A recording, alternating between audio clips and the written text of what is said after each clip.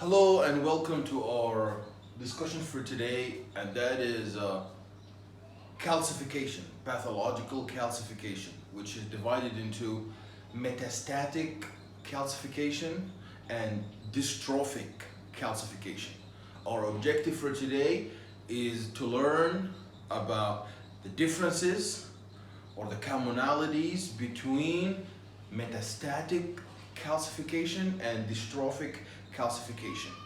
So before we go about what are the differences between metastatic calcification and dystrophic calcification, let's talk about what is calcification in general.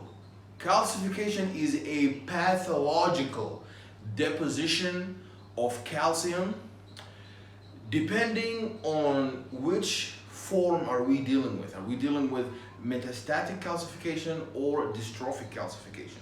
But in the end, it's a pathological accumulation, a pathological deposition.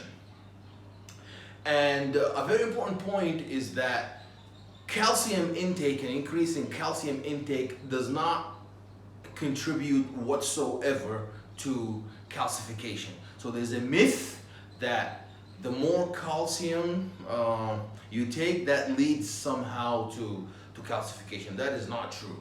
So calcification is a pathological deposition of calcium salts, usually calcium phosphate, and along with magnesium and magnesium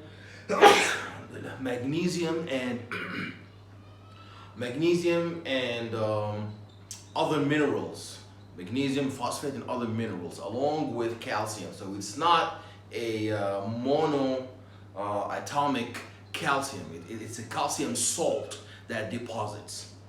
So we will now understand more about the details of calcification when we discuss the differences between metastatic calcification and dystrophic calcification.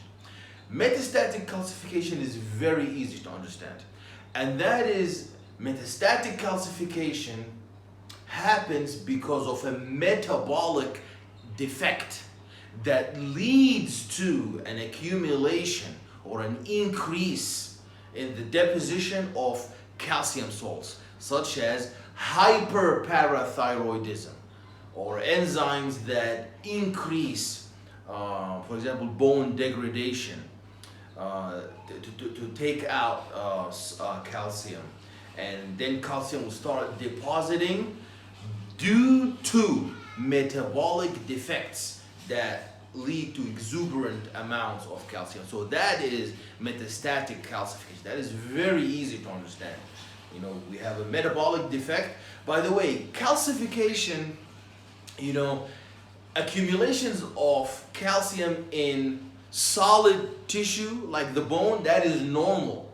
It is normal to have calcium deposition or calcium deposits or calcification in solid tissue. However, if we have calcification in soft tissue like the arteries, for example, or the valves, okay, then calcification in soft tissue, then that is pathological. So calcification in dense or solid tissue, that is not pathological. The pathological calcification is always in soft tissue. And we talked about metastatic calcification, and that is when there has to be a metabolic defect that causes an increase in the synthesis of calcium, and there's so much calcium that starts to deposit pathologically. And then we have dystrophic calcification. And dystrophic calcification, it has nothing to do with a metabolic disturbance. It is when dead tissue. So the difference between metastatic calcification is that metastatic calcification happens in normal soft tissue. So we have a soft tissue that is not necrotic, that is not dead. So calcium starts to deposit and accumulate in soft tissue that is normal and non-necrotic due to non-metabolic defects, that is metastatic calcification.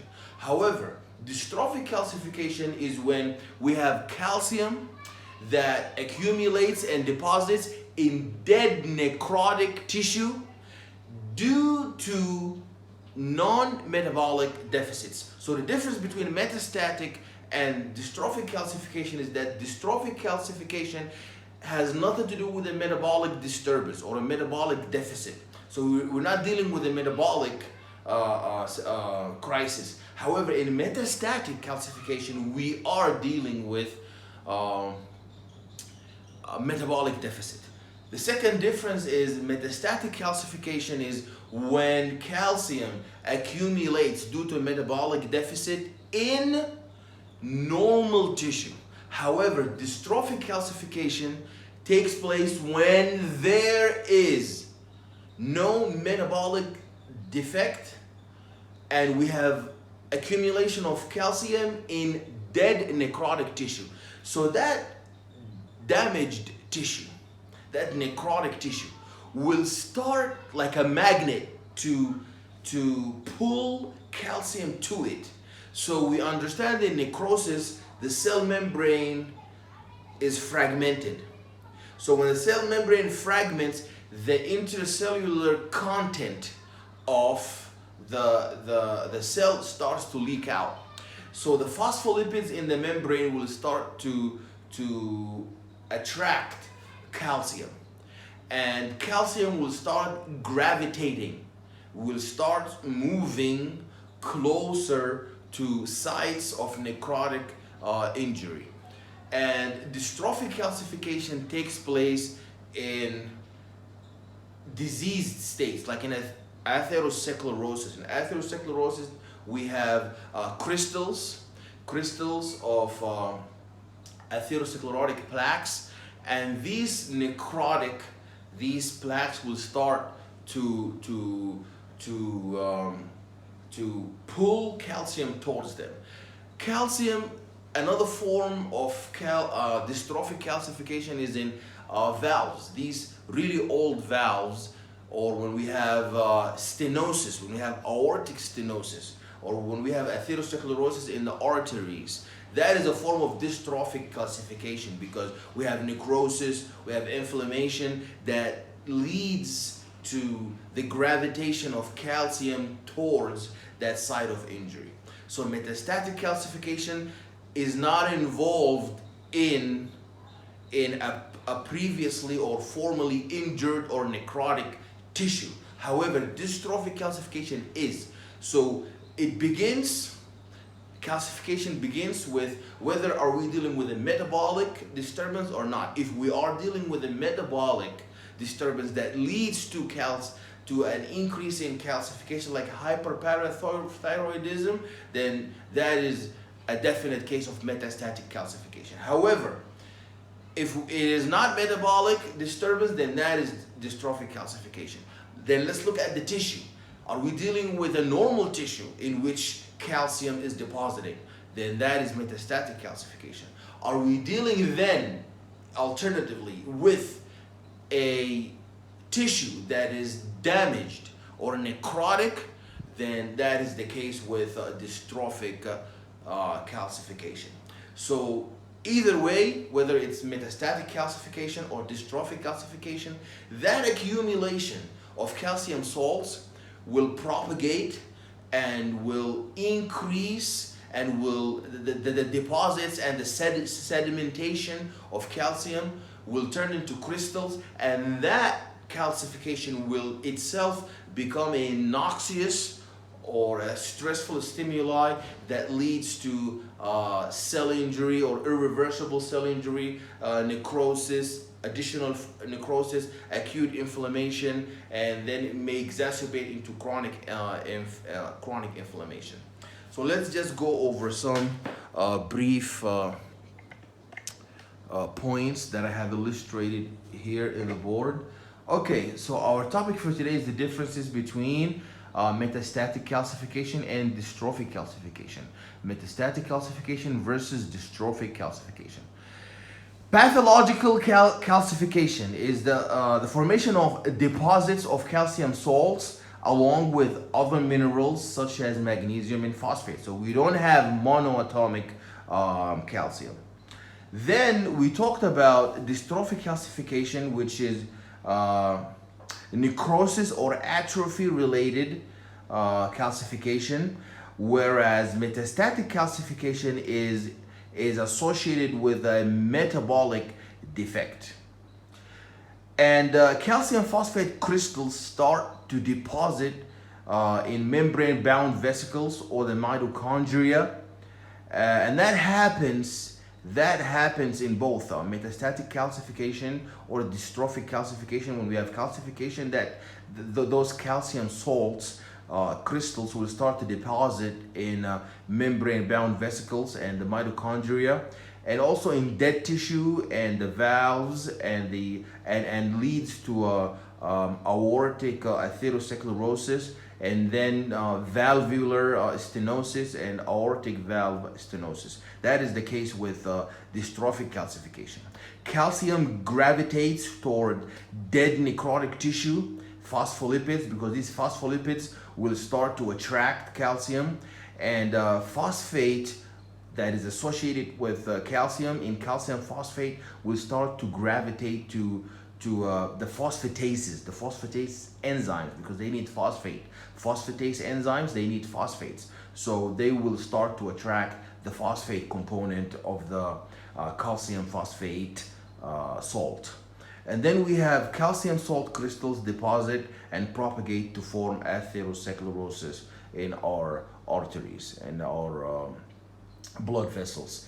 And then when it comes to metastatic calcification, it's a metabolic disturbance that is associated with hypercalcemia and increased parathyroid hormone secretion or parathyroid associated enzymes, and that is the case with Paget disease, where there is a destruction of the bone, and vitamin D intoxication or sarcoidosis, where macrophages are laden with calcium, and in case of renal failure or phosphate retention leads to secondary hyperparathyroidism. So your best bet whenever you want to find out, are we dealing with metastatic calcification or dystrophic calcification, is to ask yourself right off the bat, right off the get-go, is there a metabolic disturbance like hyperparathyroidism? If that is the case, then we're dealing with metastatic calcification. If there is no metabolic disturbance, then we're dealing with dystrophic calcification. Are we dealing with dead tissue, dead or necrotic or damaged tissue? Then that is the case with dystrophic calcification. However, if there is normal tissue that starts to accumulate calcium, then that is metastatic calcification. And either way, whether we're dealing with metastatic calcification or dystrophic calcification, that is a pathological crisis where we're involved with soft tissue, not dense or solid tissue like the bone. We have an accumulation of calcium in soft tissue in either way, metastatic or dystrophic calcification. That deposition of calcium salts in that soft tissue will lead to the formation of crystals and propagation of more and more calcium in a positive feedback manner. If the stressful stimuli keeps on to aggregate, and more calcium will start to deposit, that leads to eventually to cell injury or irreversible cell injury, necrosis, and acute inflammation, or then chronic inflammation. Thank you very much for your attention, and we'll see you in the next lesson. Thank you very much.